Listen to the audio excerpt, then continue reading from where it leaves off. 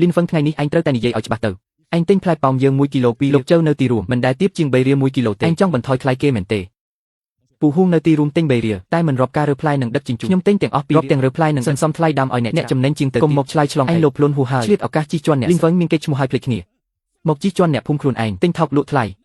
ចិត្តខ្មៅពេកត្រូវតែឡើងថ្លៃ3រៀល1គីឡូរាប់ទាំងរើផ្លែមិនអញ្ចឹងទេគ្មានអ្នកណាលក់ផ្លែប៉ោមឲ្យអញទេត្រូវតែឡើងថ្លៃមិនឡើងថ្លៃទេចេញពីភូមិនីក្រីអញមិនសមជាកូនភូមិនីក្រីទេខ្ញុំមិនបានបន្ថយថ្លៃអ្នកទេលោកជើនៅទីរួមទិញ3រៀលតែត្រូវការផ្លែទុំជាងមួយធ្ងន់ជាង$3ផ្លែប៉ោមភូមិយើងមានប៉ុន្មានដែលគ្រប់លក្ខណៈច្រើនបំផុតនៅសល់70%បើលួយក្នុងចំការអ្នកណាទទួលខុសត្រូវធ្វើត្បិតតែ2រៀលកន្លះឯងលោកជើមិនរើផ្លែមិនដឹកជញ្ជូនទេជួគេរើផ្លែមួយថ្ងៃ100ហិកតាត្រូវការយ៉ាងថ្លៃដឹកជញ្ជូនទេឯងមាន5ហិកតាតែពីនេះត្រូវចំណាយ2-3ពាន់ខ្ញុំរាប់ទាំងអស់អ្វីដែលឯងសន្សំបានឯងកញ្ញាមិនចេះទេកុំមកបញ្ឆោតគេនៅទីនេះអ្នកណាដឹងថាឯងលក់ចេញប៉ុន្មានហួងចេញខាងក្មួយហួងស៊ីវជុនឆ្នាំមុនត្រឡប់មកពីរាល់ថ្ងៃដើរលេងស៊ីវជុនតម្លៃដែលខ្ញុំលក់ដល់ថ្លៃដឹកជញ្ជូនខាត់ផ្លែនិងថ្លៃពលកម្ម1គីឡូចំណេញ3បើឯងថាច្រើនឯងមកធ្វើការនេះខ្ញុំទុកផ្លូវឲ្យឯងចំណេញ3-4-10សេនអ្នកណាជឿបើឯងចំណេញតិចមែនហេតុអីឯងខំប្រឹងធ្វើគឺគ្មានចំណេញទេក្រៅពីប្រឡប់គាត់ច្បាស់ជាបានចំណេញបើមិនអញ្ចឹងហេតុអីមកឆ្ងាយម្លេះទេត្រូវហើយគ្មានចំណេញទេក្រៅខ្ញុំរកលុយតែបើខ្ញុំចង់ចំណេញហេតុអីខ្ញុំមិនទៅភូមិឈៀងស្លែប៉ោមនៅទីនោះថ្មីផ្លែធំខ្ញុំទូចទិញផ្លែប៉ោមភូមិយើងមុនព្រោះខ្ញុំជឿបើឯងមិនជឿខ្ញុំក៏គ្មានវិធីគុំនិយាយពាក្យផ្អែមល្អឯងមកទិញផ្លែប៉ោមវិញព្រោះភូមិយើងឯងទៅចំណេញច្រើនអញ្ចឹងបានពូហួរ$3ក្នុង1គីឡូរាប់បញ្ចូលខ្ញុំមិនអាចធ្វើតម្លៃនេះទេខ្ញុំយកមកវិញកាត់ថ្លៃដើមខាត់4-10សេនក្នុងមួយខ្ញុំគ្មានទុនធ្វើសប្បុរសធម៌ទេសុំទោសអ្នកទាំងអស់គ្នាអ្នកទាំងអស់គ្នាស្ដាប់បើគ្មានគាត់យើងនៅតែអាចលក់ផ្លែប៉ោមយើងទៅរកពូជើនៅទីក្រុង$3ក្នុងមួយជាងគាត់$2កន្លះច្រើនជាង5-10សេនអ្នកទាំងអស់គ្នាខំដាំផ្លែអីត្រូវឲ្យលីនហ្វុងតែម្នាក់រកនិយាយត្រូវយើងលក់ខ្លួនឯងចំណេញច្រើនជាងលីនផ្លែប៉ោមមកដល់ពេលណាសារទំនើបនៅទីនេះចុងសប្តាហ៍ធ្វើបរិមាណមិនគ្រប់មិនបានទេបងឆេនទំនិញពីភូមិលីវលីងមានបញ្ហាបន្តិចត្រូវពន្យាពេលកុំលេងសើចជាមួយខ្ញុំហាត់លេខាលើកុងត្រាទំនិញនេះដាច់ប្រាក់ពីនៃអញស៊ូទ្រាំបានខ្ញុំរកវិធីយឺតបំផុតថ្ងៃច័ន្ទខាងមុខផ្ញើជូនមុនគេបានខ្ញុំចាំតែដល់ថ្ងៃច័ន្ទហេបងចាងខ្ញុំលីនហ្វុងផ្លែប៉ោមភូមិឈៀងសាន់ឆ្នាំនេះទុំហើយឬនៅទុំហើយតែមិនទាន់បានឬល្អណាស់ថ្ងៃនេះស្រួលខ្ញុំទៅមើលវិញអូខេខ្ញុំមកឥឡូវនេះគួរតែធ្វើបែបនេះយូរពីកន្លះចង់ទិញផ្លែប៉ោមយើងសុបិនទៅអញ្ចឹងយើងទៅផ្សារជួបពូជើស្អែកព្រឹកព្រលឹមទៅខ្ញុំបានទូរស័ព្ទពូជើថាទទួលបានគ្រប់ចុះការបេះវិញដើមប៉ោមយើងច្រើនណាស់តែគ្រួសារយើងបេះមិនអស់ទេជួគេមកមួយថ្ងៃ100កន្លះមិនមែនជួមិនកាត់ទេមួយថ្ងៃ100កន្លះព្រះអញ្ចឹងត្រូវជួប៉ុន្មានថ្ងៃ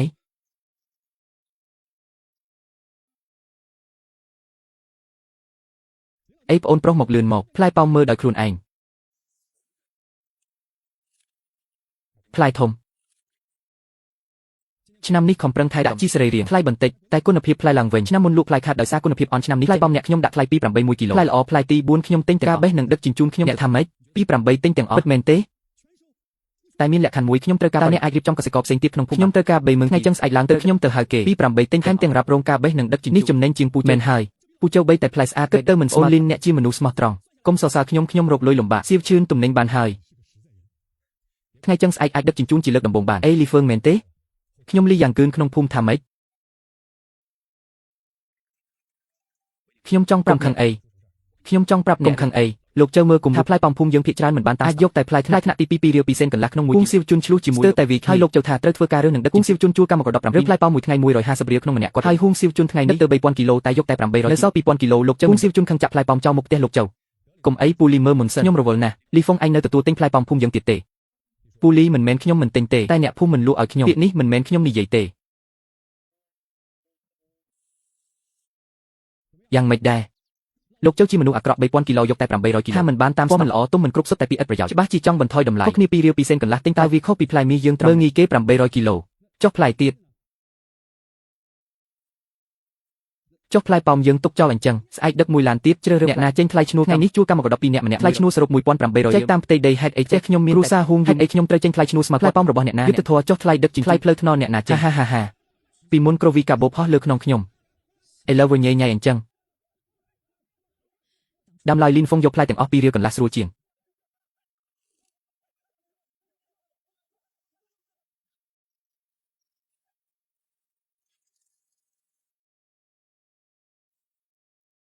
កន្ត្រកនេះមិនបានពណ៌មិនស្មើគ្នាកន្ត្រកនេះក៏មិនបានមានដង្កូវមួយនេះយកទៅបានលោកជើអ្នកចង់ធ្វើបាបគេឬអីប្រុសខ្ញុំធ្វើចំនួនផ្លែច្រំភៃឆ្នាំហើយផ្លែឈើថ្លៃប៉ុន្មានខ្ញុំដឹងច្បាស់ជាងអ្នកចង់បន្ថយថ្លៃព្រោះគិតថាខ្ញុំដាក់ស្តង់ដារទៅរកអ្នកផ្សេងមើលតើមានអ្នកណាចង់ទិញទំនិញអ្នកទេផ្លែប៉ោមបៃតង5 100គីឡូតម្លៃ1800រៀលខ្ញុំនឹងសងនៅចុងថ្ងៃនេះសរសេរបង្កើនចុងខែអី លើកមុនអ្នកថាឲ្យលុយថ្ងៃតែខ្ញុំថាពេលណាខ្ញុំតែងតែលក់ដាច់ខែសួរអ្នកលក់ដូរឯទៀតមើលអ្នកណាមិនលក់ដាច់1800ថ្ងៃនេះថ្លៃពលកថ្លៃដឹកជញ្ជូនហើយថ្លៃប៉ោម900ទៅមិនត្រឹមតែមិនចំណេញថែមទាំងខាតទៀតសៀវជនឲ្យធ្វើបែបនេះមិនកើតទេភូមិយើងមានផ្លែប៉ោមច្រើនតែពឹងតែគ្រួសារដល់ឆ្នាំណាក៏មិនអស់ដែរមិនរកគាត់តារកអ្នកណារកលីនហ្វុងមើលរកគាត់អញថាឲ្យគាត់ចេញពីភូមិនីវលីងណាប៉ុន្មានថ្ងៃនេះត្រឡប់ទៅអង្វរគាត់វិញមុខឯងនៅណាអញកំពុងធ្វើអីលីនហ្វុងថ្លៃ 2.5 រៀលឯងឥឡូវលក់បាន3ថ្ងៃលក់3ថ្ងៃខាត់ 5,000 រៀលថ្លៃប៉ោមនៅលើដើមរលួយបើអញមានសមត្ថភាពទៅលក់ក្នុងគុំទាញអ្នកភូមិទាំងមូលឲ្យវិនិច្ឆ័យតាមធ្វើម៉េចឲ្យកូនរៀនទៅសៀវជួនតើត្រូវធ្វើម៉េចទៀតចាំបន្តិចខ្ញុំទៅតាក់ទងអ្នកទិញផ្សេងតាក់ទង3ថ្ងៃហើយតើអ្នកទិញណាហ៊ានមកភូមិយើងទៅឆ្លោះជាមួយចៅក្នុងទីក្រុងអ្នកណាក៏ដឹងថាយើងជាអ្នកខាតអញ្ចឹងយើងមើលផ្លែប៉ោមរលួយក្នុងខ្ញុំសុំនិយាយពាក្យពីមុនលីនហ្វុងទិញទាំងអស់ទាំងផ្លែរើសនិងដឹកជញ្ជូនអញចង់ប្រៀបធៀបតម្លៃកាត់ចេញហើយលុយពិតប្រាកដតិចជាងសៀវជួនអញនៅក្មេងចង់ជួយអ្នកភូមិតែលីនហ្វុងរកលុយដោយការខំប្រឹងឯងបណ្ដេញគាត់ឥឡូវផ្លែប៉ោមរលួយក្នុងចំការអ្នកណាទទួលខុសត្រូវលោកលីននិយាយក៏ត្រឹមត្រូវដែរអញ្ចឹងធ្វើម៉េចទៅអង្វរគាត់ថ្ងៃនោះឯងថាឲ្យគេចេញពីភូមិអញសប្បាយចិត្តហើយឥឡូវនេះមិនវិញខ្ញុំទៅរកលីនគាត់ធ្លាប់ជួដំបូលផ្ទះគាត់មិនអាក្រក់ទេអាម៉ាបើផ្លែប៉ោមរលួយអស់ក្នុងចំការទៅផ្លែប៉ោម 10000 ជីនឲ្យខ្ញុំស៊ីខ្យល់ទៅរកគាត់ឯណាខ្ញុំមកថាគាត់ទៅប្រមូលផ្លែប៉ោមនៅភូមិឈីងសានអីគាត់ទៅប្រមូលផ្លែភូមិឈីងសានហើយចុះគាត់នៅត្រឡប់មកប្រមូលយើងទៀតទេមិនដឹងតែបើមិនទៅសួរទេរឿងនេះគ្មានសង្ឃឹមទេខ្ញុំឯងត្រូវថាអ្នកណាមិនទៅឯងជាអ្នកបង្ករឿងបើឯងមិនទៅអ្នកខ្ញុំទៅក៏បានប្អូនលីនឆ្នាំក្រោយមកទៀតទេបើផ្លែប៉ោមនៅគុណភាពល្អមករយឆ្នាំ123កន្ត្រកមួយកន្ត្រក30ជីន3 590លីហ្វុងពូហួងខ្យល់អ្វីនាំមកគឺលីហ្វុងយើងអ្នកទាំងអស់គ្នាគិតហើយថារឿងមុនយើងខុសជាពិសេសសៀវជុននេះបងលីនថ្ងៃនោះខ្ញុំមិនចេះគិតពូហួងថាសៀវជុនអ្នកទាំងអស់គ្នាខ្ញុំយល់តែរឿងនេះខ្ញុំត្រូវបញ្ជាក់ជាមុនឥឡូវខ្ញុំចុះកុងត្រាជាមួយភូមិបរិមាណគ្រប់គ្រាន់ផ្លែប៉ោមភូមិកូលិនខ្ញុំមិនអាចយកលីហ្វុងឯងមិនអាចទុកឲ្យយើងស្លាប់ផ្លែប៉ោម 10000 ជីននៅលើបើមិនយកទេវាខូចមនុស្សទាំងនេះធំឃើញខ្ញុំអ្នកមីងអ្នកជំនួញមិនតែក្បួនច្បាប់មិនតម្លៃខ្ញុំនិយាយឡើងវិញយកភូមិឈៀងសានយកភូមិកូលិនបានតែខូចលើ30កាត់ពីសរុប2 3ពីមុនមិនមែន2 5ទេពីមុនគឺពីមុនឥឡូវគឺលើផ្លែប៉ោមអញទុំពេកគុណភាពធ្លាក់ហេតុអីខ្ញុំត្រូវទទួលខាត់លីហ្វុង2 3បន្ថែមបន្តិចប្រហែលថ្ងៃនេះអ្នកភូមិខាត់គូលីថ្លៃនេះល្អហើយឲ្យអ្នកឯងមកទិញ2បាតក៏គ្មានអ្នកយក2បាត3ក៏2បាត3លីនហ្វឹងយើងធ្វើខុសហើយថ្លៃនេះខ្ញុំព្រមយល់ព្រមបងលុយជាសាច់ប្រាក់ថ្ងៃនេះតែអ្នកណាធ្វើដូចលើកខ្ញុំដប់មនុស្សចេញភ្លាមមិនដាក់ជើងភូមិគោរពភ្នំទៀតទេលីនហ្វឹងយកទៅញ៉ាំអរគុណអ៊ំមិត្តភូមិឯងគួរឲ្យអស់សំណើចណាស់តូចតែផ្អែមលោកចៅ2 3ថ្ងៃនេះជក់ច្រើនក្អកចុះចំការតែម្ដងឆ្លៀតពេលព្រឹកត្រជាក់រើសថ្ងៃរហើយផ្លែទុនជាខាត់ច្រើនទៀតឲ្យឈោចាំអីនាំផ្លូវចាប់ដើមពីកន្លែងទុំជាងគេប៊ីងហ្វឹងនឹងទិញបានទេម្សិលមិញឯងថា2បាត3ទិញទាំងអស់តែច្បាប់ម្សិលមិញគិតច្បាស់ផ្លែទុំពេកប្រេះរាប់ជាថ្នាក់បើថ្នាក់ទី2លើចំណែកដែលលើសកាត់ពីតម្រាប់មុនកុំឲ្យច្របូកច្របល់ឯងរៀបចំដរាបណាដឹកយកប្រសាជាងទុកឲ្យរលួយក្នុងចំការចៅហ្វាយមកមើលកន្ត្រកនេះអ៊ំវាងធ្វើការមិនសមរម្យទេកម្មករខ្ញុំរើសតែពីលើដើមផ្លែលួយលើដីអ្នកណាដាក់ក្រោមកន្ត្រកផ្លែលួយអីគ្រាន់តែទុនបន្តិចបកសម្បកញ៉ាំឯងថាទិញទាំងម៉េចឥឡូវរករឿងឯងនិយាយតិចអ្នកណាឲ្យឯងដាក់ចូលអស់តម្លៃផ្លែប៉ោមយើងខូចខ្ញុំដាក់បន្តិច2បាត3គាត់បានចំណេញធំយើងមិនទាន់អ៊ំគិតមិនត្រឹមត្រូវទេ2បាត3ជាថ្លៃមិនមែនថ្លៃសម្រាប់ដាក់ផ្លែលួយ10គីឡូចង់បានលើឡានខ្ញុំមួយនេះ 30000 បាតខ្ញុំមិនខ្វល់ឯងថាទិញទាំងអស់ថ្ងៃនេះត្រូវរកផ្លែទាំងនេះផងលោកស៊ូដីរបស់គ្រូសាយកកន្ត្រកដែលដាក់រួចដល់ពេលត្រូវដកថយការងារផ្ទះនេះយើងចុះប្រពន្ធខូចឈ្មោះឯងចង់ឃើញផ្លែប៉ោមមួយរលួយអស់ទាំងអស់ទេឯងវិលទៅវិញប្រពន្ធតាមីងឯងគ្មានខួបម្សិលមិញអ្នករាល់គ្នាខំអង្វរថ្ងៃនេះបើឈ្មោះលីនហ្វុងចាក់ចេញឯងសងលុយផ្លែប៉ោមអ្នកភូមិធ្វើមនុស្សត្រូវមានសិទ្ធិគេជួយរើផ្លែជួយដឹកជញ្ជូនគឺជួយយើងហើយឯងធ្វើរឿងក្រំដៃអនាគតអ្នកណាហ៊ានមកភូមិលីនហ្វុងដាំឈើសុំទោសអ្នកគាត់សក់វែងតែកុំយករឿងគាត់មកផ្លែឈើនេះចាត់ខ្ញុំមិនយកលុយ1សេនទេឲ្យគេបន្តតាមីងធ្វើជំនួញមានថ្ងៃនេះខ្ញុំបោះចោលផ្លែសៀលនេះអាចមានគេដាក់រឿងនេះបិទបញ្ចប់លើសពី3ស្រទាប់ខូចហេងស៊ីហើយគេបន្តធ្វើតាមីងសរុប22រសៀលនេះខ្ញុំទៅយកលុយនេះជួបគ្នានៅការិយាល័យលីនហ្វុងខ្ញុំជឿអ្នកអូលោកម្ចាស់លីរវល់ហើយថាលោករើសសម្រាមនៅភូមិញូលីងពីទិញផ្លែលួយ2បាត3កន្លះគីឡូហ៊ានណាស់រកលុយពីការនឿយហត់មិនស្មើលោកម្ចាស់ចៅដែលអង្គុយបញ្ជីទិញតែផ្លែល្អធ្វើជំនួញមិនមែនធ្វើសប្បុរសធម៌ទេអ្នកភូមិញូលីងជាមនុស្សអាក្រក់យ៉ាងណាលោកមិនឯងទិញផ្លែទុំពេកយកទៅផ្សារមិនបានថ្លៃឈរទប់វិញប្រយ័ត្នខាត់បងអស់ខោអាវលោកម្ចាស់ចៅបារម្ភច្រើនពេកហើយខ្ញុំមើលថាសប្តាហ៍នេះផ្សារហូយ៉ូដូក្នុងស្រុកមានកម្មត្រូវការផ្លែប៉ោមក្រហមល្អ 30000 លោកបានប្រាក់កក់រួចហើយតែពេលទៅភូមិឈៀងសានដើម្បីឃើញថាផ្លែគេត្រូវគេទិញអស់ហើយរត់ទៅភូមិចិត្តខាងជាច្រើនមិនទាន់បាន 5000 គីឡូទេមែនទេផ្លែឈើភូមិគោអ្នកទុំបន្តិចហើយតែផ្អែមគ្រប់គ្រាន់ខ្ញុំមិនលក់ផ្សារបញ្ជូនទៅផ្សារកសិកម្មដាក់បញ្ចុះតម្លៃអស់ក្នុងចំណេញតិចតែលក់ចំណែកអ្នកចៅហ្វាយចៅបន្តរកឆានែលថ្លៃបើមិនរួចទៅមើលស្រុកថ្លៃដឹកជញ្ជូនថ្លៃជាងតែប្រសើរជាងបងប្រាក់ពីណីម្ដងមួយគ្រួសារអ្នកណាយឈ្មោះមកហាត់ធ្លេខាយកលុយហួងចេញកាំង5ហិកតាស្តុកលើស 5200 គីឡូដកផ្លែលួយចេញគិតពិត 5800 2.3 យ៉ន់ក្នុង1គីឡូសរុប 10000 ពូហួងគំរាប់អី លីនហ្វឹងជឿជាក់លើពូវ៉ាងដាមីង8ហិកតាគិត1,500គីឡូ24,150យ៉នអំចៅស្តុកអ្នក1,400គីឡូ3,220យ៉នលីនហ្វឹងរាប់ខុសហើយផ្លែឈើផ្ទះខ្ញុំមិនច្រើនទេមិនខុសទេផ្លែប៉ោមផ្ទះអ៊ំតូចតែមិនសូវបាញ់ថ្នាំរសជាតិល្អខ្ញុំទុកពីកន្ត្រកហូបមិនរាប់ក្នុងកាន់នៃក្រុមហ៊ុនទេយកលុយទៅចិត្តបើកសាលាថ្លៃសិក្សាដាម៉ៅនិងអ៊ឺម៉ៅត្រូវបងហ្វឹងថ្ងៃមុនសុំទោសខ្ញុំទៅទីរួមស្រុកត្រូវគេវីមកហើមខ្ញុំមើលឃើញឆ្ងាយពេកគិតថាធ្វើចំនួនញីទិញថោកលក់ថ្លៃបងថ្លៃសិក្សាហើយជឿណាស់បងហ្វឹងខ្ញុំចង់រៀនពីប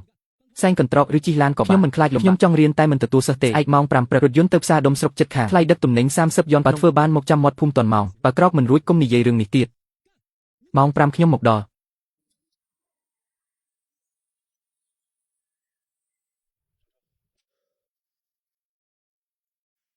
លីនទំនិញចំនួនទី1ធ្វើបានល្អណាស់ចាំងចេញកិច្ចសន្យាផ្លែឈើគុណភាពភូមិជីងសានគ្មានបញ្ហាទេសារទំនើបពិនិត្យរឿងប្រាក់ពិន័យចប់តែខ្ញុំផ្លែឈើជំរុញពីភូមិកូនលើងជួយច្រើនណាស់ផ្លែលួយទាំងនោះហេតុអ្វីខ្លាយជាម្សៅក្នុងប្រអប់ខ្ញុំយកផ្លែទុំទាំងនោះយកទៅផ្សារកសិកម្មនិងផ្សារអែមដល់គេដណ្ដើមគ្នាផ្លែថ្នាក់ទី2 3មើលលុយវិញលឿនណាស់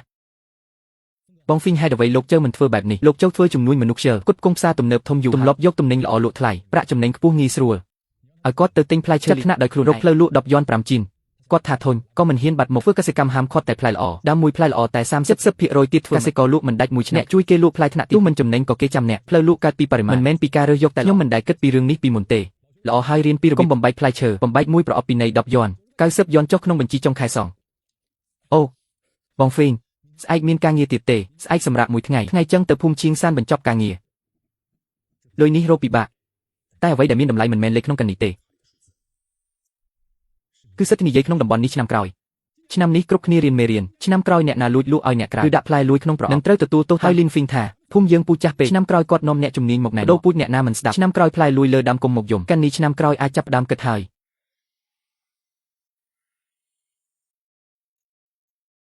យលោកពូនេះគឺវិស្វករចៅមានយានមកពីស្ថានីយជំនាញកែលម្អពូជដើមឈើហូបផ្លែលោកហើយចង់បដូរពូជសម្រាប់ចំការផ្លែប៉ោមថ្ងៃនេះខ្ញុំមកមើលដីមុនតែបដូរពូជត្រូវកាប់ដើមឈើទេគឺផ្សារកាត់មែកចាស់យកមែកពូជថ្មីឆ្នាំទី2ក៏ចាំឧទាហរណ៍ថ្មីអ្នកគឺនៅដដែលតែបដូរមកថ្មីចំណុចសំខាន់គឺផ្សំឆ្នាំអញ្ចឹងអ្នកភូមិយកអេស៊ីលោកពូមើលទី1ថ្លៃផ្សំខ្ញុំដាក់មុនឆ្នាំក្រោយដល់ពីថ្លៃទិញផ្លែមិនគិតការប្រាក់ទី2ដីដែលគ្មានខ្ញុំជួលអ្នកភូមិទៅធ្វើការក្នុងឃ្លាំងមួយថ្ងៃ120បាតទី3ផ្សំជាឆ្នាំនេះបដូរពាក់កណ្ដាលមុនចំណូលមិនដាច់រឿងនេះខ្ញុំសម្រេចតែម្នាក់ឯងមិនបានទេត្រូវប្រជុំខ្ញុំចា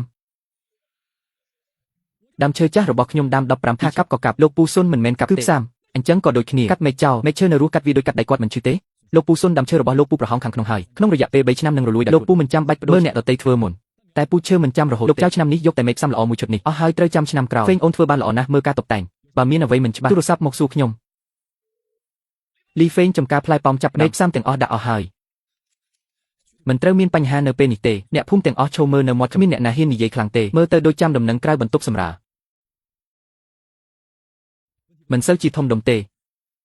សីតុណ្ហភាព2អង្សាពិតជាប៉ះពាល់ដល់តែរយៈពេលខ្លីទេពន្លកភាគច្រើនមិនទាន់ងាប់ទេមានតែស្លឹកខាងក្រៅទេដែលក្រៀមទុកពី3ថ្ងៃទៀតវានឹងឬអត់ប៉ុន្តែមានលក្ខខណ្ឌមួយ2ថ្ងៃនេះត្រូវតែរក្សាកម្ដៅយប់នេះដុតភ្លើងជុំវិញចំការដើម្បីបង្កើនកម្ដៅពន្លកខ្ចីមិនខ្លាចត្រជាក់មួយដងទេគឺខ្លាចការប្រែប្រួលថ្ងៃក្ដៅយប់ត្រជាក់ធ្វើឲ្យវារង្គោះរង្គើបើជាជាងកោសិការបស់ពន្លកបែកនោះមិនអាចសង្ឃឹមខ្ញុំនឹងរៀបចំផ្លាស្ទិកគ្រប់ដី300គីឡូអស់ស្មូត200អ្វីនឹងរួចរាល់មុនថ្ងៃត្រង់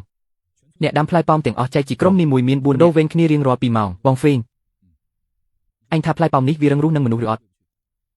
់ផ្លែប៉ោមគ្មានកំហឹងទេតែមេឃវិញមានមេឃនេះក៏ធ្ងន់ពេកហើយថ្ងៃស្អែកអាកាសធាតុល្អ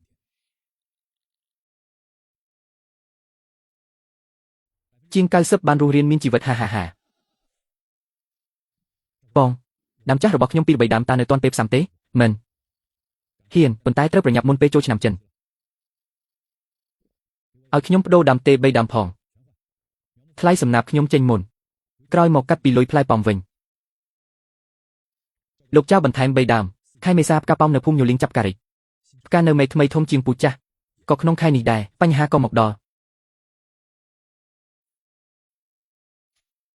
បងហួងខ្ញុំធ្លាប់តែឈ្មោះយើងធ្វើអាជីវកម្មខ្សែសង្វាក់ផ្គត់ផ្គង់ផ្លែឈើមានកសិករចុះកិច្ចសន្យាផ្ទាល់ជួយលក់ផ្លែឈើរបស់អ្នកតាមផ្សារទំនើបនិងវេបសាយសហការជាមួយអ្នកមានលក្ខខណ្ឌអ្វីតម្លៃធានាទិញ3បាត់កន្លះផ្លែប៉ោមមាស4បាត់ទិញទាំងអស់រើសដឹកនិងតម្រៀបលីនហ្វីងឲ្យតែ2បាត់ជាងសានឲ្យ2ចាប់ដើម3បាត់កន្លះដី50000ផ្លែជាង10000នោះគឺជាង40000ច្រើនជាងលីនហ្វីងចិត្តតម្លៃនេះជាកិច្ចសន្យារយៈពេល5ប្រែបន្តិចតែតម្លៃធានាត្រូវបានការពីពិតមែនវាដូចជាបាយធ្លាក់ពីតែរឿងនេះខ្ញុំត្រូវពិភាក្សាជាមួយអ្នកមិនប្រញាប់ទេយើងស្នាក់នៅក្នុងក្រុងបងហួងតាក់ទងមកពេលណាក៏បានបងកាងពិតឬខ្លែង3-5បាត់ចាំអីទៀតចុះហត្ថលេខាទៅចាំសិនខ្ញុំត្រូវស៊ើបសួរមុនថាក្រុមហ៊ុននេះមកពីណាឈិងយន្តកសិកម្មអញ្ចឹងអ្នកធ្លាប់ឮទេ ឆ្នាំមុនគេធ្វើកិច្ចសន្យានៅស្រុកយន្តក៏ជារបៀបតម្លៃខ្ពស់ធានាទិញទាំងអស់កិច្ចសន្យា5ឆ្នាំលទ្ធផលឆ្នាំទី2ក្នុងលក្ខខណ្ឌមានមួយគុណភាពមិនតាមស្តង់ដារគេអាចរកលេសកាត់តម្លៃទិញមកត្រឹម2កសិករចង់មើលកិច្ចសន្យាប្រាក់ពិន័យគឺ30នៃតម្លៃកិច្ចសន្យាបើសងមិនបានក៏ត្រូវបានមើលកិច្ចសន្យានោះច្បាស់ទេអសរតូចពេកខ្ញុំមើលមិនចប់រកអ្នកមើលម្ដងជាពិសេសមាត្រាទី1និយមនៃស្តង់ដារវិធីគណនាប្រាក់ពិន័យបង្កើងមើលវគ្គនេះផលិតផលដែលភីគីត្រូវតាមស្តង់ដារគុណភាពដែលភីគីស្តង់ដារជាក់លាក់ភីគីកំណត់តាមស្ថានភាពកែប្រែមិនទៀងនៃនេះគឺអ្វីទៅដែលហៅថាតាមស្តង់ដារអាចបដូរហើយមាត្រាទី12ភីគីខាងផ្គត់ផ្គង់មិនត្រូវលក់ទៅផលិតផលកសិកម្មដូចគ្នាតាមកិច្ចបំពេញត្រូវបង់30នៃតម្លៃកិច្ចសន្យាគ្រប់នេះហៅថាលក្ខខណ្ឌហើយមាន1000ទៀតផ្លែប៉ោមអញលក់ឲ្យគេអ្នកផ្សេងឲ្យថ្លៃប៉ុណ្ណាក៏លក់មិនក្រោយឪពុកគ្មានលុយអីប្រអប់មានរុនលក្ខខណ្ឌទី7បើគុណភាពមិនដល់កំណត់អាចមិនដល់កំណត់គាត់ថាអីស្តង់ដារបដូរពេលខណ្ឌទី12ចុះឲ្យអ្នកលក់ឲ្យតែគាត់ទេលក់ឲ្យអ្នកផ្សេងត្រូវសងពិន័យបងហួងនេះកិច្ចសន្យាពាណិជ្ជកម្មលក្ខខណ្ឌវាចងទាំងសងលោកឃើញតែចំណងលើមិនឃើញកាត់ប្រកិច្ចយើងធានាថ្លៃអបបរសរសេរជាអក្សរ1សេនលោកអាចដឹងយើងបានធានា 3.5 រៀលចាំមើលលក្ខខណ្ឌទី7ថាគុណភាពមិនដល់ស្តង់ដាររបស់អ្នកដល់ពេលថាផ្លែប៉ោមខ្ញុំមិនដល់កាត់មក2រៀលបងហួងអ្នកណាប្រាប់បងរឿងនេះមានគេនិយាយដើមពីក្រោយខ្ញុំណានិយាយដើមសរសេរជាអក្សរខ្មៅខ្ញុំមិនចេះអក្សរតែរកគេឲ្យអញ្ចឹងរឿងលក្ខខណ្ឌអាចចរចាកែប្រែបានបងប្អូនមានកង្វល់អីយើងនឹងសម្របសម្រួលជាមួយផ្នែកច្បាប់តែឱកាសមិនចាំអ្នកណាលើកនេះយើងចុះតែពីភូមិក្នុងតំបន់កន្លែងមានកំណត់បងហ្វុងចូលទេមិនចូលទៅធ្វើអីគេជាក្រុមហ៊ុនស្របច្បាប់មកខ្ញុំជាអ្នកលក់ដូរតូចចូលទៅញ៉ៃធ្វើតែបងអាចចូលបាននេះជាអ្វីដែលក្រុមហ៊ុនជាងយន្តកសិកម្មកាលពីឆ្នាំកំណត់ត្រាបណ្ដឹងពាណិជ្ជកម្មពីអ៊ីនធឺណិតភាពព័ត៌មានបោះពុំមានដំណវីដេអូកសិករខ្លះនិយាយពីចាំអីគុំនិយាយជំនួសអញធ្វើជាអ្នកភូមិចែកឯកសារនេះឲ្យជឿមិនជឿឲ្យគេសម្រេចចិត្តខ្លួនឯងរឿងស្រុកយូនស៊ីភ្នំពន្យល់មិនឆ្នាំទី2គេកាត់ថ្លៃមក2រៀលក្នុង1គីឡូនេះហៅថាធានាថ្លៃមានភូមិមួយទៀតកសិករត្រូវគេសងពិន័យ80000រៀលផ្ទះស្ទើរតែគ្មានបាយទាំងនេះជាការបង្ខូចឈ្មោះពីគូប្រជែងលើអ៊ីនធឺណិតអ្នកឯងជឿដែរកំណត់ត្រាបណ្ដឹងក៏ជាការបង្ខូចឈ្មោះដែរក្រុមហ៊ុនអ្នកពីក្រោយគឺតាចាស់ជើមែនទេខ្ញុំបានពិនិត្យឃើញថាក្រុមហ៊ុនឯងទៅតែចុះបញ្ជីតំណាងច្បាប់តែក្នុងបញ្ជីម្ចាស់ភាគហ៊ុនមានឈ្មោះជើចាស់ជើក្នុងភូមិគាត់ឈ្មោះពេញជើពីឆ្នាំមុនក្រោយពីខូចកិច្ចសន្យាផ្លូវរត់ទៅចុះបញ្ជីក្រុមកិច្ចសន្យាផ្ទាល់ជាមួយប្រភពនៅតែក្រុមមនុស្សដែរចាស់ជើនេះអាក្រក់ណាស់ឆ្នាំមុនខាត់បងជាមួយគាត់មិនទាន់គ្រប់ឆ្នាំនេះបដូរមនុស្សមកបោកទៀតឯងចោទប្រកាន់ខ្ញុំដោយគ្មានភស្តុតាងទុកកិច្ចសន្យានេះចោលខ្ញុំយកទៅឲ្យការិយាល័យយុទ្ធធម៌ភូមិពិនិត្យមើលថាតើស្របច្បាប់ឬអត់ហាអាខ្លែង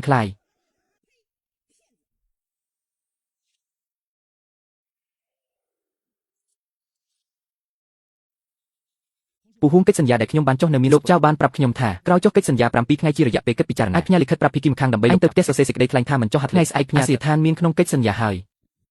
យបងវឹងឯងចាក់ចេញពីភូមិជាងសានទៅរកថ្មិញហើយឬការងារសំខាន់មិនអាចពន្យាពេលអរគុណហើយអរគុណឯកសារឯងផ្ញើពីឯងនិយាយវាពាក់ព័ន្ធនឹងខ្ញុំយ៉ាងម៉េច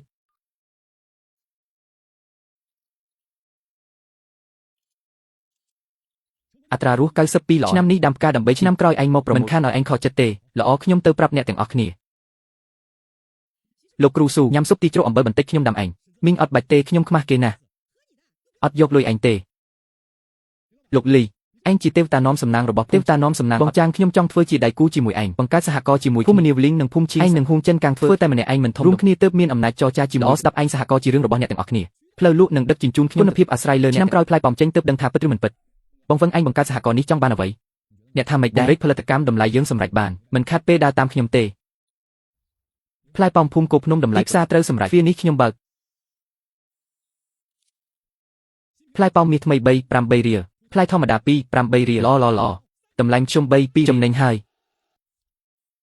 ពូហួងថ្ងៃនេះភូមិគោភ្នំដឹកចេញតិច100គីឡូអ្នកណាដេមិនទាន់ប្រមូលតែខ្ញុំឃើញរថយន្តដឹកទំនិញចម្លែកដីពូចាង30រសៀលដឹកផ្លែប៉ោមប៉ុន្មានកន្ត្រកមើលទៅពេលផលិតកម្មធំចិត្តមនុស្សក៏រឹងរូរដែរនិយាយខ្លីច្បាប់សហករណ៍ច្បាស់ណាស់ផ្លែឈើត្រូវប្រមូលមិនអនុញ្ញាតឲ្យលោកអ្នកធ្វើខុសភូមិទាំងមូលទទួលខុសត្រូវចាង30ចេញមកប្រាប់មក4 5រៀលអ្នកណាឲ្យអ្នកលក់ផ្លែឈើម្នាក់គាត់ថាឈ្មោះលីវមកពីខេត្តឈឹងហឺគឺមនុស្សនេះគាត់មិនមែនឈ្មោះលីវទេគាត់ឈ្មោះឈៀនជាមនុស្សរបស់ពូជើឆ្នាំមុនខាត់បងឥឡូវចង់ប្រើតម្លៃរំខានការធ្វើឲ្យខ្ញុំដឹកមិនទាន់ខាត់ប្រាក់ពិន័យខ្ញុំមិនដឹងគាត់ជាមនុស្សពូជើខ្ញុំមិនដឹងទេខ្ញុំទទួលទោសកាត់ប្រាក់ខ្ញុំព្រមកុំបណ្ដេញខ្ញុំពិន័យត្រូវពិន័យតែផ្លែប៉ោមមាសមួយស៊ីទំនិញខ្ញុំត្រូវដឹកអ្នកណាបំពេញចន្លោះភូមិភ្នំបៃតងយើងដឹក100ដឹកចន្លោះជាមុនសុទ្ធតែនៅក្នុងទូកតែមួយភូមិគោភ្នំលិចទឹកភូមិភ្នំបៃតងក៏លិចដែរអរគុណបងចាងថ្លៃខុសគ្នាយកពីប្រាក់ពិន័យចាង30លោកលីនខ្ញុំជើជាងគូយល់ថាលោកបើកសហករណ៍ធ្វើបានល្អណាស់យើងពីរអ្នកសហគត់គង់ខ្ញុំរកផ្លូវចំណេញចែកលោកជើម្ខាងដកអ្នកហើយម្ខាងលោកដៃអញ្ជើញនេះហៅថាសម្ពាធខ្ញុំមិនចាប់អារម្មណ៍ទេលីហ្វុងគុំនិយាយដាច់ពេកក្នុងអាជីពនេះគ្មានសត្រូវយូរទេខ្ញុំគ្មានសត្រូវទេខ្ញុំមានតែច្បាប់ខ្ញុំបានធ្វើតេស្តលក់មុននៅលើសហគមន៍1ម៉ោងបាន300គ្រឿងគ្រឿងនោះប៉ុន្មានគីឡូមួយគ្រឿង3គីឡូ400គីឡូក្នុង1ម៉ោងសហការគ្នារីករាយហេលោកថៅកែមានគេប្តឹងថាអ្នកគ្មានលិខិតអនុញ្ញាតអាហារអ្នកធ្វើទាំងស្តុកទាំងតម្រៀបនេះជាការចែកចាយអាហារពេលកែលម្អត្រូវផ្អាកការវេចខ្ចប់លោកថាត្រូវជាកំហុសរបស់យើងខ្ញុំនឹងរៀបចំឯកសារស្នើសុំភ្លាមបងហ្វុងចុះការបញ្ជាទិញតាមបើមិនវេចខ្ចប់ទេចេញមិនបានផលិតផលកសិកម្មដើមមិនត្រូវការវេចខ្ចប់ថ្មីទៅធ្វើកន្លែងចាងខ្ចីទូទឹកកកភូមិភ្នំភ្លើង10ថ្ងៃអូស្ត្រាលីខាងក្រោមខ្ញុំនឹងប៉ុន្តែត្រូវពង្រឹងខ្លួនស៊ីវជុនទៅរត់ឯកសារច្បាប់មានច្បាប់ហើយអនាគតគ្មានអ្នកណារារាំងអ្នកទេការលក់មុនដំបូងឡើងម៉ោង8យប់នេះគោលដៅមួយស្តុករួចរាល់ហើយរួចរាល់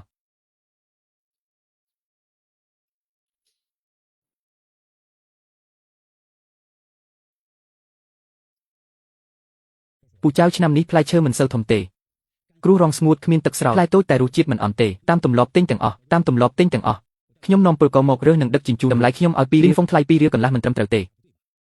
រងរបស់ពូចៅក្នុងក្រុមគាត់ឲ្យ3រៀលពិតប្រាកដពូចៅឲ្យ3រៀលរួមទាំងរើសនឹងដឹកនោះជាតម្លៃទិញផ្លែឈើក្នុងកន្ត្រកអ្នកបើគាត់យកបានពាក់កណ្ដាលអ្នកចង់រកចំណេញពីយើងទេ2កន្លះមិនលក់ទេបើចង់ទិញត្រូវតែ3រៀលមិនឡើងថ្លៃក៏មិនលក់ដែរ3រៀលទិញទាំងអស់ខ្ញុំមិនអាចទេទីផ្សារមានច្បាប់របស់វាមិនឲ្យ3រៀលទេថ្ងៃនេះកុំគិតយកផ្លែប៉ោមទៅណាយើងទៅលក់ឲ្យលោកជូនៅទីក្រុងវិញ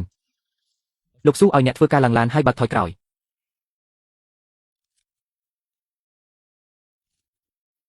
ផ្លែឈើធម្មតា2កន្លះរួមទាំងបេះនិងដឹកជញ្ជូនព្រមគ្នាជួយគ្នាដាក់ឡានឲ្យលឿន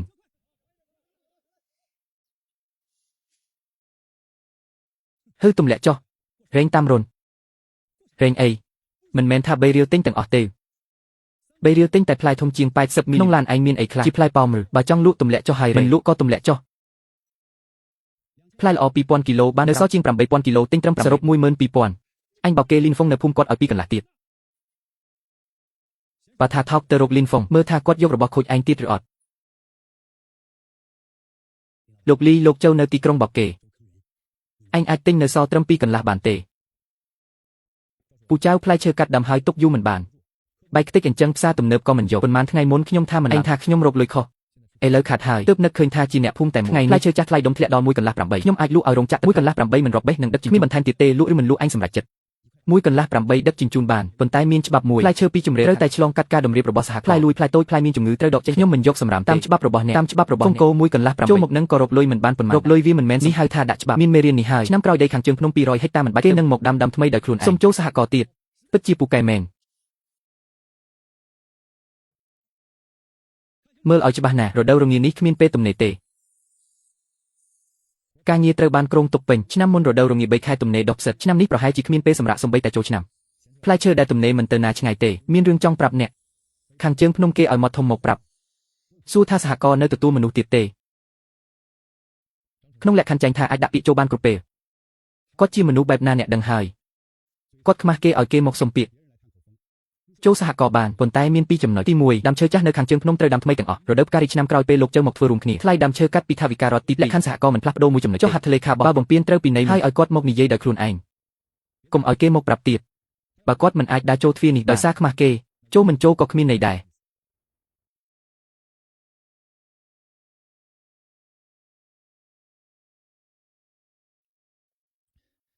លោកលីងរឿងមុនគឺហួសហើយមើលលក្ខខណ្ឌឲ្យច្បាស់ចុះហត្ថលេខារួចអ្នកជាសមាជិកដូចអ្នកដតីសិទ្ធិដែលត្រូវមានមិនខ្វះមួយទេច្បាប់ដែលត្រូវការពារមិនអាចបំពានបានថ្លៃដើមឈើ3200ក្នុងតម្លៃដែលក្រុមហ៊ុនជ្រើសតម្លៃដើមតើអាចបង់រំលោះបានមាត្រាទី3វគ្គទី2កាត់ពីថវិការដ្ឋ2ឆ្នាំមើលដោយខ្លួនឯងហេថៅកែផ្លែប៉ោម10000គីឡូខ្ញុំលក់ឲ្យតាចាស់តម្លៃ500រៀលខ្ញុំត្រឡប់ទៅគិតច្រើនថ្ងៃមិនមែនស្អប់អ្នកទេខ្ញុំស្អប់ខ្លួនឯងដែលល្ងងខ្លៅពេកអញ្ចឹងទៅធ្វើការចុះបងហ្វីងទើបតែអាចនិយាយពាក្យល្អបន្តិចបានគាត់ពិបាកមកសុំទោសហើយពាក្យល្អមានប្រយោជន៍អីដាំឈើឲ្យច្រើនជាងអីទៀតលោកលីរៀងស្អាតបែបនេះទៅធ្វើចៅហ្វាយខាត់ណាស់មកធ្វើការនៅកន្លែងខ្ញុំមួយថ្ងៃបាន280ចាំខ្ញុំខាត់លុយហើយទៅមិនច្រើនទេតែប្រសើរជាងអ្វីដែលខ្ញុំគិត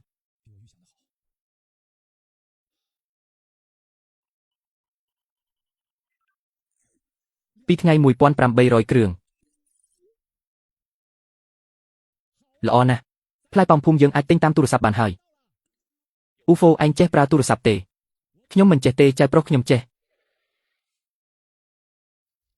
ចំណូលសរុបនិងចំណាយសរុបពេញមួយឆ្នាំសមាជិកកើនចំណូលជាមធ្យម42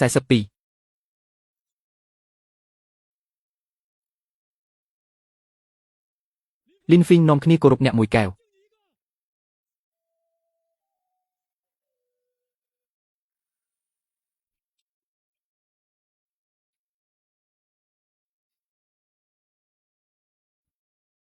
មកចែកអស់ទាំងនេះទៅ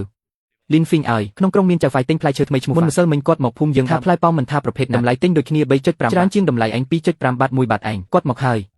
នាំបុគ្គលិក2នាក់ទៀតដែលចែកកាត់ឲ្យផ្ទះនីមួយមានប៉ុន្មានផ្ទះចាប់អារម្មណ៍ឯងគិតយ៉ាងម៉េចខ្ញុំមិនចាប់អារម្មណ៍ទេតែក្នុងភូមិមានអ្នកខ្លះចិត្តរាក់លេខ 3.5 បាតចេញមកបាត់ខ្ញុំពូកែយ៉ាងណាក៏ទប់មិនឈ្នះចុះបញ្ជីខែមករាឆ្នាំនេះខែមេសាក៏លើកតម្លៃខ្ពស់បែបនេះលុយមកពីណាបងឆេងក្នុងរង្វង់លក់ផ្លែឈើដុំនៅរាជធានីមានឈ្មោះហ្វាងជីភីងទេ ខ្ញុំជួយសួរឲ្យសួរអ្នកលក់ដូរប៉ុន្មានអ្នកមិនស្គាល់តែមានមិត្តម្នាក់ថាថ្មីនេះមានអ្នកធ្វើក្រុមទិញខាត់លុយហើយដូរមកទិញផលិតផលវិធីដូចគ្នាដំបូងដាក់តម្លៃខ្ពស់រកប្រភពរួចទៅចរចាជាមួយថាបើបរិមាណច្រើននឹងមានអំណាចចរចាបងប្អូនអ្នកភូមិទាំងអស់គ្នាក្រុមហ៊ុនហ៊ូនងមិនមករកលុយពីអ្នកទេយើងមកជួយអ្នករកលុយទេគ្រាន់តែចុះកុងត្រាឆ្លើយប៉ោមធានាតម្លៃ 3.5 បើតម្លៃទីផ្សារខ្ពស់ជាងយកតាមទីផ្សារបើទាបជាងយើងសងគ្រប់បាត់5គ្រួសារមានន័យយ៉ាងម៉េច5គ្រួសារនឹងថ្ងៃនេះទៅក្រុងចុះកុងត្រាជាមួយ Fang Xiping ធានាតម្លៃ 3.5 បង់ប្រាក់មុន500រៀលក្នុងមួយ5គ្រួសារយកលុយមកវិញហើយចុះហើយក៏ចុះហើយបង្ខំចិត្តមិនផ្អែមទេតែពួកគេជាសមាជិកសហគមន៍ក្នុងកិច្ចសន្យាថាមិនអាចលក់ឯកជនបានទេពួកគេចុះកុងត្រាលក់ឆ្នាំក្រោយផ្លែឈើមិនទាន់ចេញលក់ឯកជនយកច្បាប់ទៅដាក់អ្នកនឹងខុសតែមានពាក្យមួយចង់ប្រាប់5គ្រួសារនោះចុះកុងត្រាជាមួយ Fang Xiping សេវាហកដាំដោយឥតគិតថ្លៃប្រឹក្សាបច្ចេកទេសត្រួតពិនិត្យគុណភាពទឹកជញ្ជូនត្រជាក់លុបចោលទាំងអស់ពាក្យនេះខ្ញុំនឹងប្រាប់តែខ្លាចមិនអាចទប់មនុស្សច្រើនទៀតបានតម្លៃ 3.5 រៀលលប៊ូ Linfing អ្នកត្រូវរកអ្វីមកដាក់រកអីដំឡើងតម្លៃទិញដល់ 3.5 រៀលខ្ញុំដំឡើងបានតែប្រាក់ចំណេញនឹងរលាយសហគមន៍មិនចំណេញឆ្នាំក្រោយប្រាក់កម្ចីខ្លាំងត្រជាក់អ្នកណាស្លាយផ្សព្វផ្សាយបច្ចេកទេសអ្នកណាថាវិកសាងម៉ាកយកពីណាទិញចូល 3.5 លក់1គីឡូចំណេញសូនថ្លៃពលកម្មដឹកជញ្ជូនឃ្លាំងខាត់បន្ថែមការរកស៊ីបែបនេះខ្ញុំមិនបានស៊ីពីងធ្វើគាត់មិនគិតធ្វើយូរតែពន្យល់អ្នកដែលត្រូវការលុយមិនបានទេនេះខុសពីឡាវជូជាអ្នកស្រុកលុយគាត់វើវល់តែប៉ុន្មានវិធី Fang Xiping មកពីក្រៅគាត់មានលុយយ៉ាងហោចណាស់រយៈពេលខ្លីគាត់មិនមកលួចឈ្គួតទេមកដណ្ដើមទឹកដីនឹងហើយចុះរកមើលយ៉ាងម៉េច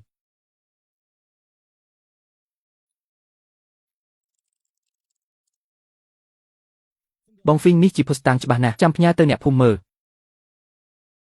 ធ្វើបែបនេះមិនកើតទេហេតុអីអ្នកភូមិក្រោមទន្លេមិនមែនអ្នកភូមិភ្នំគោគេទើបចូលក្រុមបានកន្លះមិនទាន់ទុកចិត្តខ្ញុំសោះខ្ញុំយកព័ត៌មានតាមអនឡាញទៅចង្អុលថា Fang Xiping ប្រតិកម្មដំបូងគេមិនជឿខ្ញុំទេគិតថាខ្ញុំកំពុងសង្កត់គូប្រជែងចុះអ្នកគិតធ្វើម៉េចចាំមើលគាត់សិន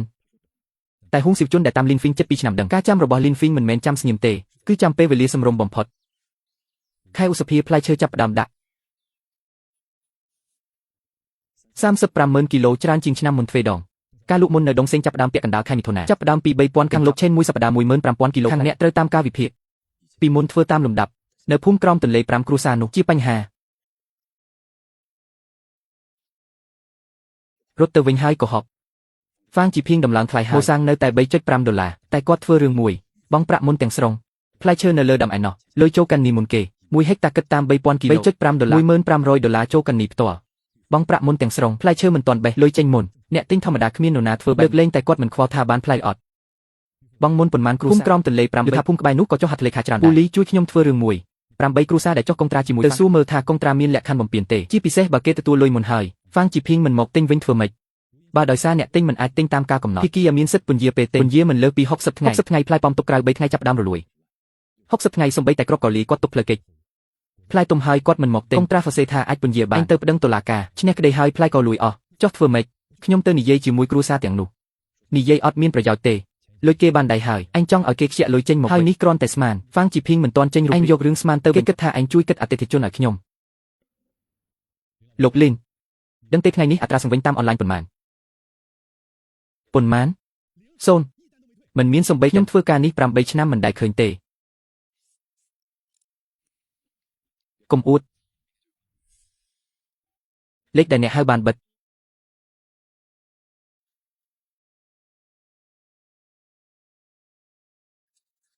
អាក្បត់សុទ្ធតែធ្វើជាមានផ្ទៃពោះគេរត់ចោលហើយហៅ110ទៅហើយប៉ូលីសធ្វើអីគេឲ្យលុយអញហើយមិនបានលួចអីអញកុងត្រាសរសេរថាអាចពន្យា60ថ្ងៃទៅប៉ូលីសឯងនិយាយអីប្រាប់គេថាមិនមកទិញផ្លែប៉ោមឯងបងឆាងគីជួយសួរលីនហ្វេងផងថាតើគាត់អាចទិញផ្លែប៉ោមយើងលុយមុនរបស់ Fang Xiping ភាគច្រើនគាត់យកទៅបញ្ឆោតឲ្យគេទៅគាត់មិនរកលុយពីការទិញផ្លែគាត់យកទិន្នន័យកុងត្រាទៅរកអ្នកវិនិយោគបើរកបានគាត់បិទបាំងបើរកមិនបានគាត់រត់អញវិភាគពីណាមកមិត្តខ្ញុំនៅរាជធានីធ្វើអ៊ីនធឺណិតគាត់ជួយខ្ញុំពិនិត្យ Fang Xiping ក្រុមហ៊ុនហ៊ុយណុងឆ្នាំមុននៅមជ្ឈមណ្ឌលចាប់ផ្ដើមអាជីវកម្មនៅ3ខែផែនការធ្វើសរសេររបៀបនេះមជ្ឈមណ្ឌលមិនលួចគាត់យកលុយខ្លួនឯងមកគាត់រត់ចោលហើយឬនៅមិនច្បាស់ទូរស័ព្ទបិទតែក្រុមហ៊ុនមិនទាន់បិទជួររហូតដល់ចុងឆ្នាំមិនថាគាត់រត់ឬអត់ទេឲ្យគ្រូសាទាំង8នោះយកមកដាក់ឃ្លាំងខ្ញុំអញទទួលយកចុះតែបើ Fang Xiping ត្រឡប់មកវិញគេត្រូវតែទៅពន្យល់ Fang Xiping ដោយខ្លួនឯងខ្ញុំមិនសម្អាតក្រោយឲ្យគេទេអញ្ចឹងខ្ញុំទៅនិយាយ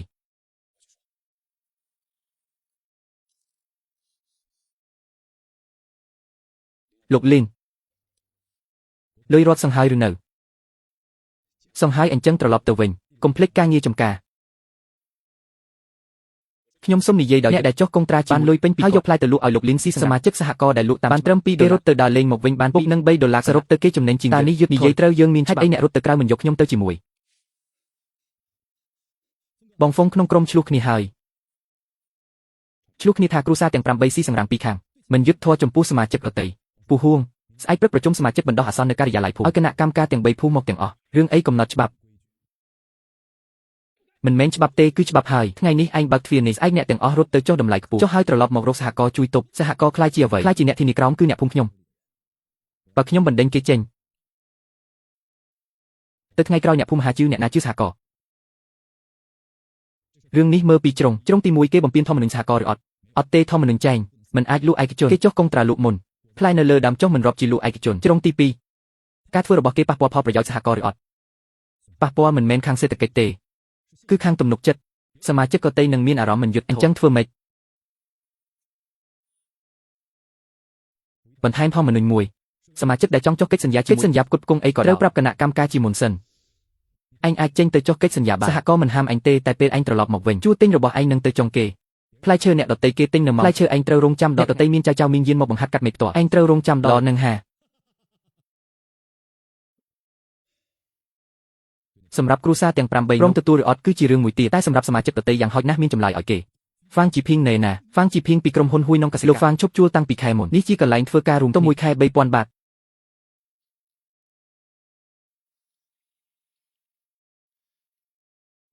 គ្មានអ្នកណាម្នាក់ដកខ្លួនទេរួមទាំងជើឌឺសឹងនិង5